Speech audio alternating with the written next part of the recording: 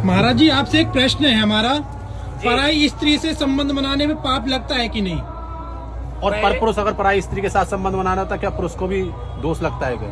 सबसे बड़ी बात सभी माताओं और सभी भाइयों से निवेदन है मेरी कि हमारे बातों को मिथ्या ना समझे, पहले समझ ले, फिर बातों को सुने।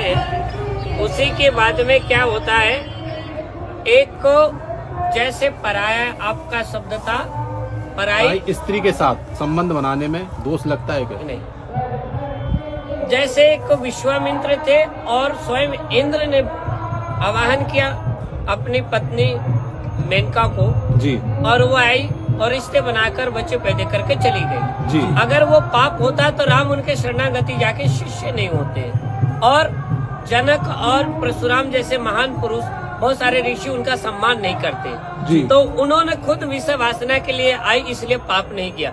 विश्वामित्र ने कोई जबरदस्ती नहीं किया जी। उन्होंने तो और कहा कि प्रभु एक बार हमारे साथ में रिश्ते बना लीजिए जी, और निवेदन भी किया, तब जाके उन्होंने कुछ किया जी।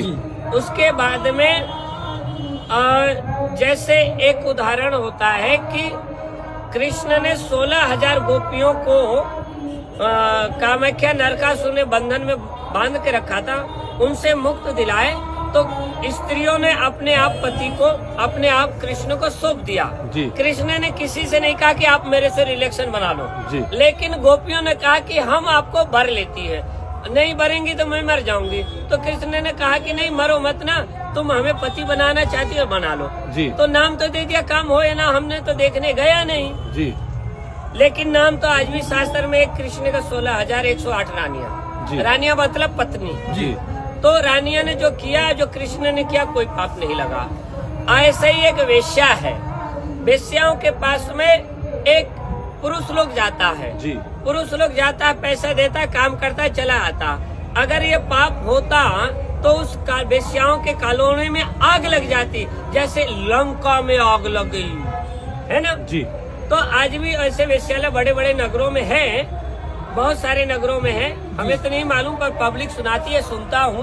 कान बहरे नहीं, आंख अंधे नहीं, मुंह गूंगा नहीं, नाक का सुरंग चल रहा है तो मैं सुनता रहता हूँ। तो वेश्याओं के नगर में या वो पुरुष मर जाता या तो वो स्त्रियां मर जाती।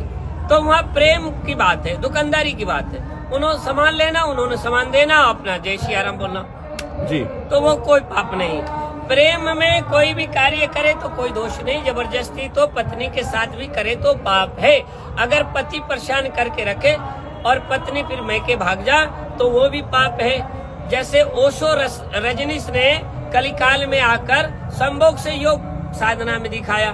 तो कहने का तात्पर्य है, जो खुद को हाथ जोड़कर मांगे या पुरुष बोले, जैसे सूर्य की पत्नी 2 थी, एक छाया एक और थी जिसका नाम मुझे याद नहीं है।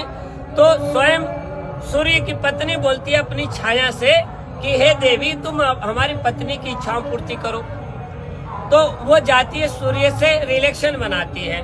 रिलेशन बनाने से शनि देव पैदा होते हैं जी। ये शास्त्र बात है। तो बताओ सूर्य की दोनों पत्नी हुई ना, तो पहली पत्नी तो उसने भेजा ना तो पहली जब पत्नी राजी हो रिलेशन के लिए तो कोई पाप नहीं है। और प्रेम में कुंवारे हो तो भी कोई पाप नहीं, पर करने के बाद में धोखा नहीं देना चाहिए, मर्डर नहीं करना चाहिए, छोड़ना नहीं चाहिए और उसको अपमान नहीं करना चाहिए। ये सबसे बड़ा पाप है। ऐसा शास्त्र में भी है कि जैसे सूर्य की पत्नी ने कहा छाया से गई, एक बच्चा भी पैदा करके आई। प्रेम में अर्जुन और सुभद्रा प्रेम किए ना जी। प्रेम किए नहीं तो द्रौपदी तो शादी हो गया था जी। तो द्रौपदी तो नहीं कहा सौतन मैं तुझे मार डालूंगी या भैया से मरवा दूंगी है जी। द्रौपदी ने कई सुभद्रा से मरवाया और कृष्ण उसके साथ थे। तो जब सुभद्रा राजी, अर्जुन राजी और द्रौपदी पत्नी राजी तो कोई पाप मतलब प्रेमी और प्रेम का राजी है तो कोई पाप नहीं है। नहीं है।